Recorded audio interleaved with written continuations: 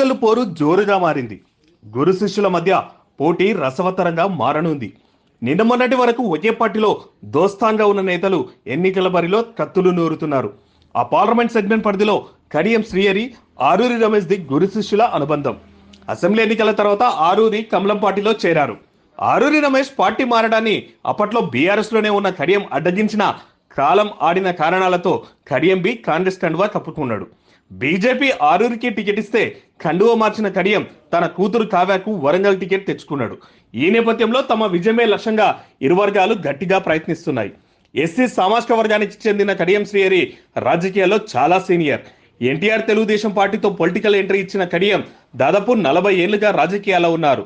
MLA, మంత్రి, MP, deputy CM, ఎమ్మెల్సీగా దాదాపు అన్ని రకాల పదవులు చూశాడు. కాగా ఇదే సామాజిక వర్గం నుంచి కాంట్రాక్టర్ గా ఉన్న ఆరూరి రమేష్ ఉమ్మడి ఆంధ్రప్రదేశ్ రాష్ట్రంలోనే రాజకీయాల్లోకి వచ్చాడు.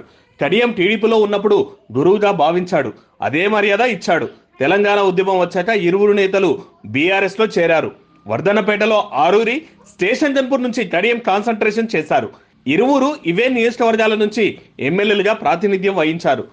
ఒకే సామాజిక వర్గం, ఒకే పార్టీ, ఒకే మాట అంటూ రాజకీయ ప్రయాణం చేస్తున్న కడియం, ఆరూరి మధ్య ఎంపీ ఎన్నికలు చిచ్చు పెట్టాయి. కారు పార్టీ పంచరై రాజకీయాల్లో శాశ్వత మిత్రులు ఉండరనే మాటకు ఓరుగల్లు సాక్ష్యంగా నిలిచారు ఆ ఇద్దరు. వరంగల్ ఎంపీ టికెట్ ఇద్దరి మధ్య వైరానికి కారణమైంది. ఓరుగల్లు రాజకీయాల్లో ఏండ్ల తరబడి కడియం, ఆరూరి కలిసే ఉన్నారు.